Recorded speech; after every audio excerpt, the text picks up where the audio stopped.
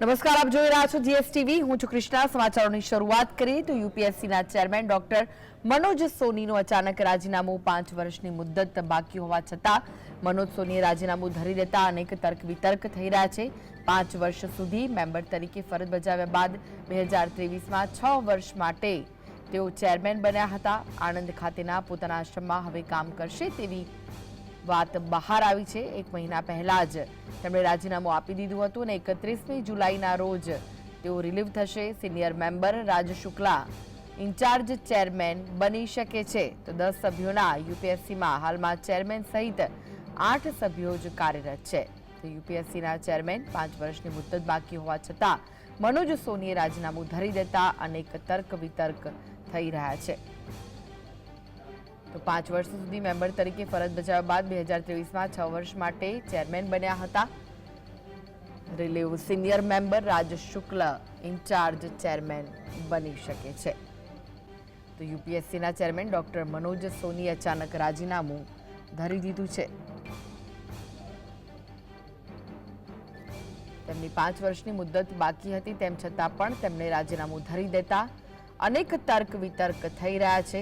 5 વર્ષ સુધી મેમ્બર તરીકે ફરજ બજાવ્યા બાદ 2023માં 6 વર્ષ માટે તેઓ ચેરમેન બન્યા હતા.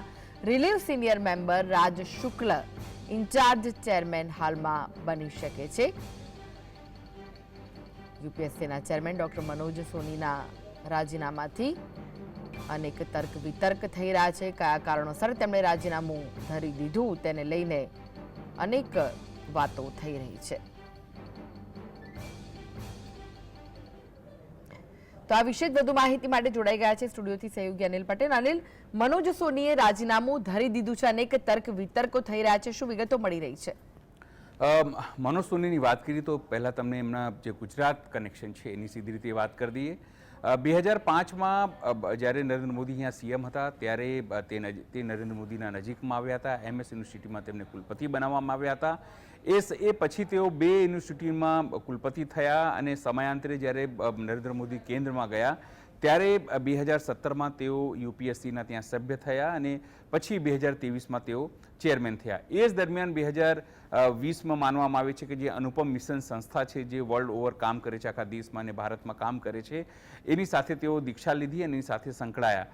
હવે વાત એ છે કે જ્યારે 2017માં તેઓ યુપીએસસીના સભ્ય થયા અને 2029 સુધી તેમનું ટર્મ હતું અને અચાનક તેઓ 2024માં તેઓએ રાજીનામું આપી દીધું છે. કારણ એમના નજીકના જે લોકો છે કહેવામાં આવે છે કે હવે તેઓ અનુપમ મિશન જે તેમની સંસ્થા છે તેમાં તેઓ સેવા આપશે.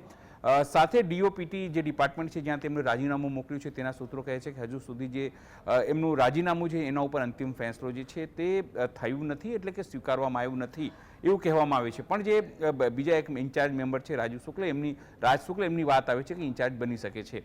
પણ આખી ઘટનામાં મહત્વપૂર્ણ બાબત કૃષ્ણા એ છે કે છેલ્લા 2-3 મહિનાથી જે રીતે યુપીએસસીમાં જે ટ્રેની આઈએસની વાત કરીએ કે આઈપીએસની વાત કરીએ એ લોકોએ નકલી સર્ટિફિકેટના આધારે, નકલી ક્યાંક માનસિક એ તો ક્યાંક દિવ્યાંગોના સર્ટિફિકેટના આધારે, કોઈને કોઈ સર્ટિફિકેટના આધારે, જેમ કે પૂજા ખેડકરનો આખો કેસ આવ્યો હતો એના પછી હવે સોશિયલ મીડિયા ઉપર 1 કરતાં વધારે એટલે 1 ડઝન કરતાં વધારે જે લોકો છે એમના ઉપર શંકાઓ થઈ રહી છે, તપાસની માંગ થઈ રહી છે.